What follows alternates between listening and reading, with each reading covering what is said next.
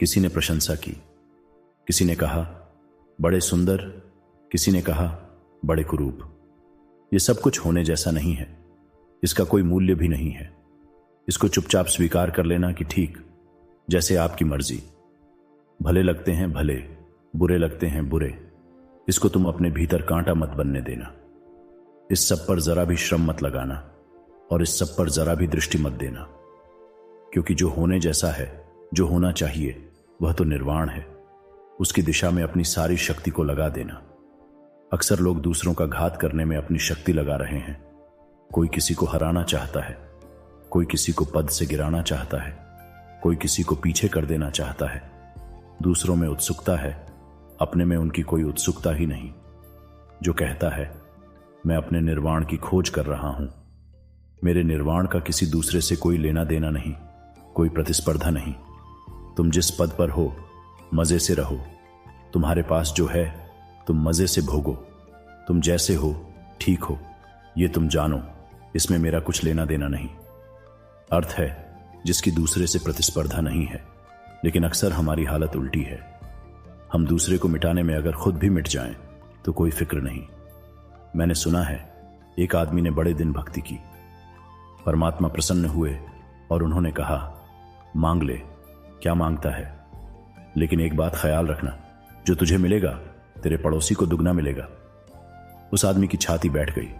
उसने कहा यह भी कोई वरदान हुआ? अरे अभिशाप कहो।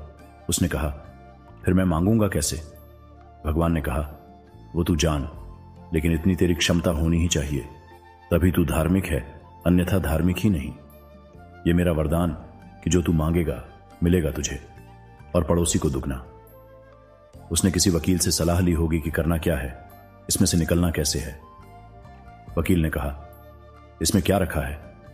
अरे तो बाएं हाथ का खेल है, तू ऐसा कर, पहले देख तो कि होता भी है कि नहीं। उसने मांगा कि 7 मंजिल का मकान बन जाए। मांगा, बन गया उसका 7 मंजिल का मकान, लेकिन दोनों तरफ 14-14 मंजिल के मकान पड़ोसियों के खड़े हो गए। पूरा गांव 14 मंजिल का हो गया, एक वही गरीब रह गया 7 मंजिल का। वकील ने कहा अब मांग कि मेरे घर के सामने एक कुआं खुद जाए। बड़ा कुआं उसके घर के सामने खुद गया। पड़ोसियों के घर के सामने 2-2 कुएं खुद गए। उसने कहा मांग कि मेरी एक आंख फूट जाए। उसकी एक आंख फूट गई, पड़ोसियों की दोनों आंखें फूट गईं। वकील बड़ा होशियार रहा होगा, सुप्रीम कोर्ट का वकील रहा होगा। बेचारे पड़ोसी अब गिरने लगे, क्योंकि 2-2 कुएं सामने और दोनों आंखें फूट गईं। 14-14 मंजिल के मकान, कोई मंजिल से गिर पड़ा, कोई सीढ़ियों से गिर पड़ा। लिफ्ट उस समय थी नहीं, और लिफ्ट भी होती तो क्या सार था, क्योंकि लिफ्ट चलाने वाले भी अंधे हो जाते। एक अकेला वही बचा, एक आंख वाला। उसकी प्रसन्नता का अंत नहीं था। वह सम्राट की तरह गांव में घूमने लगा। एक वही था जो देख सकता था, हालांकि आधा देख सकता था। लेकिन उसका दुख नहीं था कि वह आधा अंधा हो गया। मजा यह था कि सबकी आंखें गईं।